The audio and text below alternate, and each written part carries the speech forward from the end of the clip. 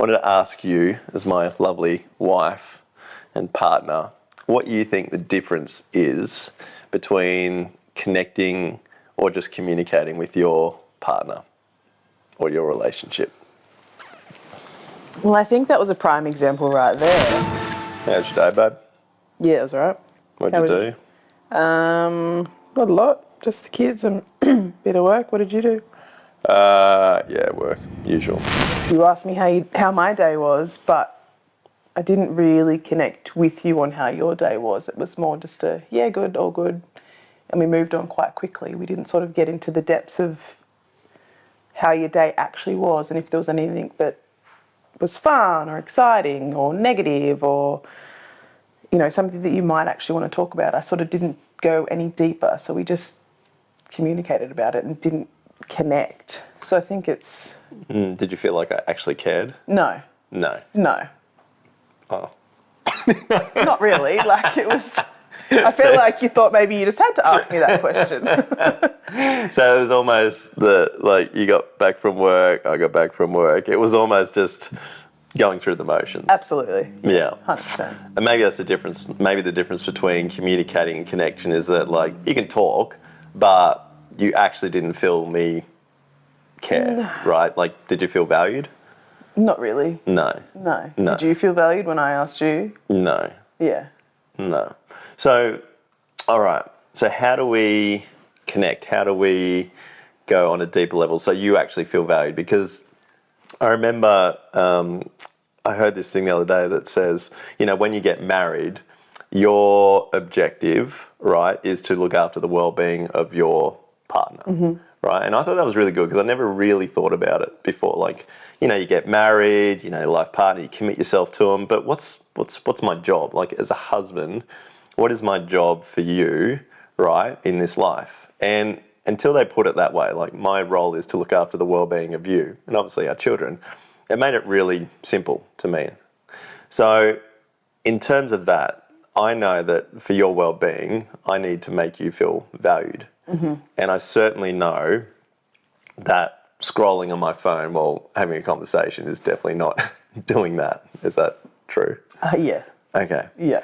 So what we need to do is we need to connect. And one of the things that obviously creates a deeper connection is having no technology. So I'm not going to be watching the cricket while I'm talking to you. Not that I ever watch the cricket. No. Anyway.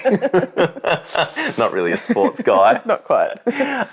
What else do I need to do? What makes you feel valued from my point of view?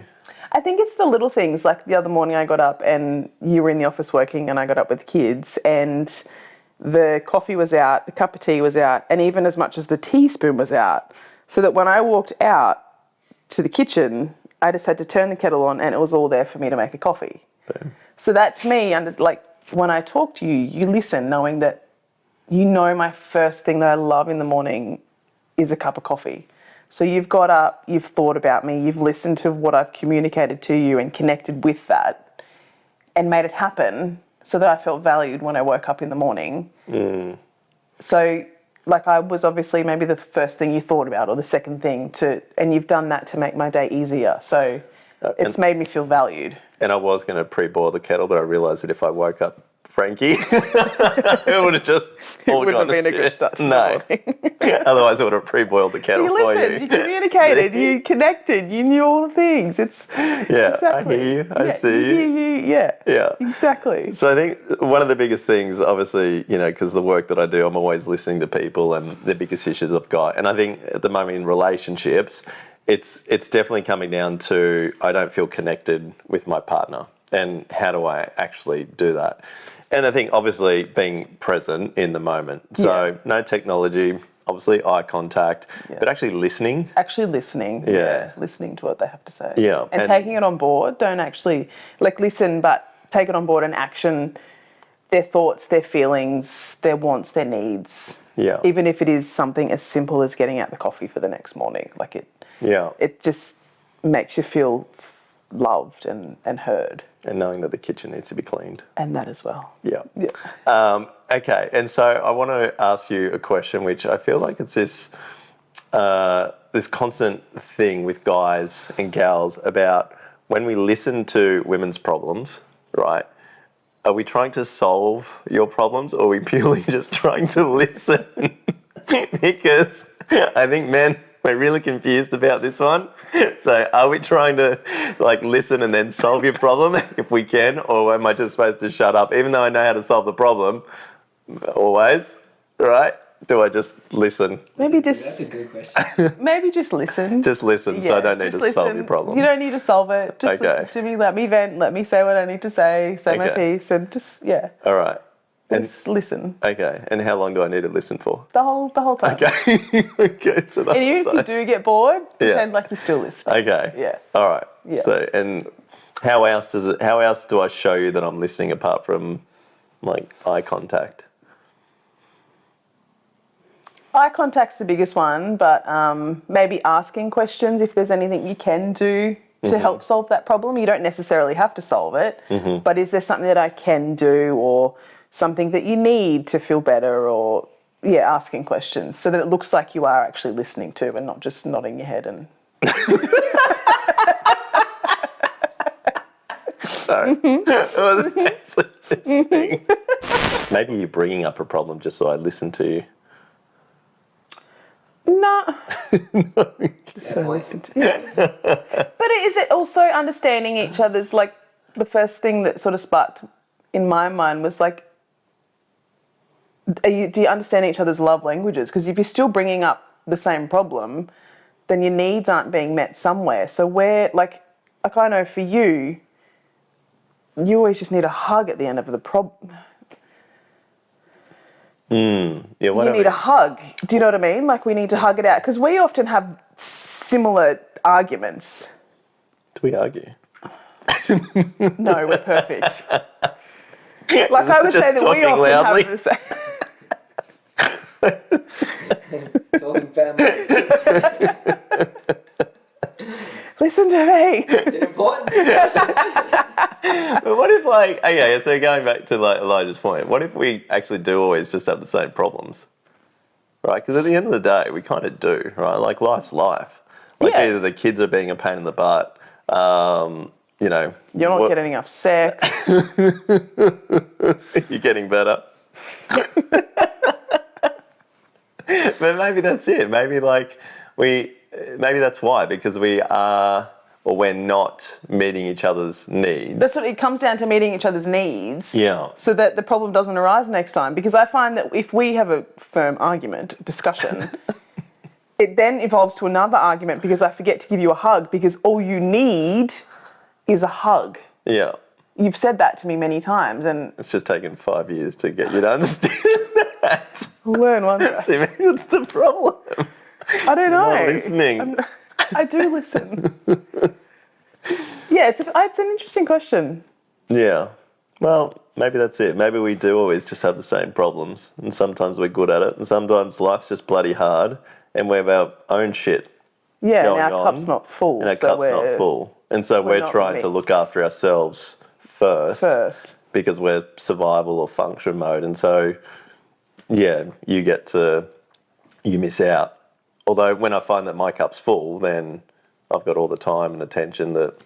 100%. Yeah. Definitely. Yeah. And Yeah. and I find it's only a problem, like, I know with me, I only get really frustrated with the kids because the kids are always a problem. Not a problem, but there's always something. Yeah. But if my cup's not full, It's a bigger then problem. it's a bigger problem. Do you know what I mean? Like, it's much bigger than what it needs to be. Like, if I haven't, exercised and had a shower, and if my cup's drained, Haven't had your coffee first if I thing in haven't the had my morning. coffee first thing in the morning, then everything feels bigger than it needs to be anyway. So I think it comes back to looking after yourself first and foremost, so that your cup is full to meet the needs of others, regardless if it is your husband, your kids, your partner, whoever it is. Okay, so going back to that original thing about like being married to someone, that your role is to look after their well-being. Yeah. So I need to make sure that you're also looking after your well-being. Absolutely. Right, that you're taking Yeah, time to definitely. go for a run, to take time out. Yeah. Yeah. And then And it's understanding what your partner's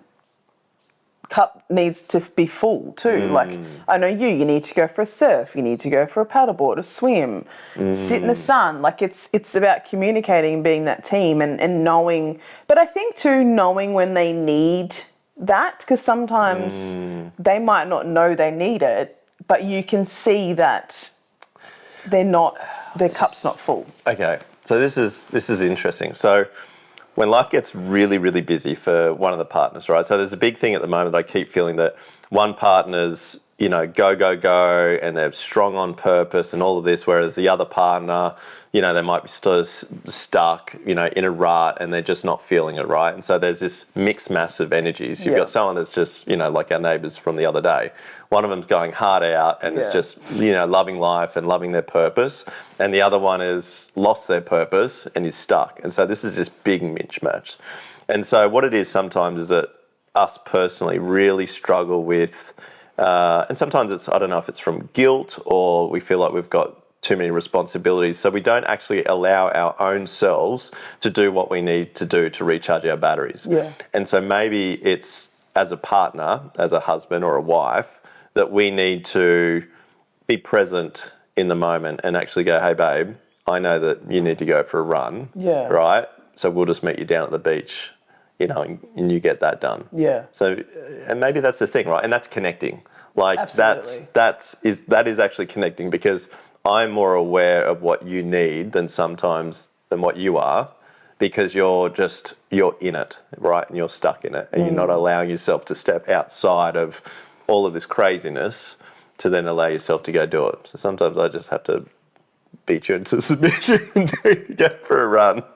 But I think too, from the other, like from if, you telling me, it's not an offensive thing that you're saying, I need to go for a run because I'm, impatient or short-tempered or all the things that come through the short, the children. You don't like know that, by the way. But it's like, it's maybe just recognizing and appreciating that what I need. And I may not be the best version of myself at that time, but taking on board that, okay, I just need to go for a run and have that half an hour, 40 minutes away, come back. And my cup's full again. Like it's... Yeah. And I think, like, obviously we use, our battery because we can share and see what it is. But I know that, like, Brene Brown uses this battery also, right? She talks to her husband and go, look, I'm at 40%. What are you at? And if he's at 60 or 80, then he knows that he's probably got to put in a little bit more into that relationship or that 100%. household. Yeah. And I think that's so true.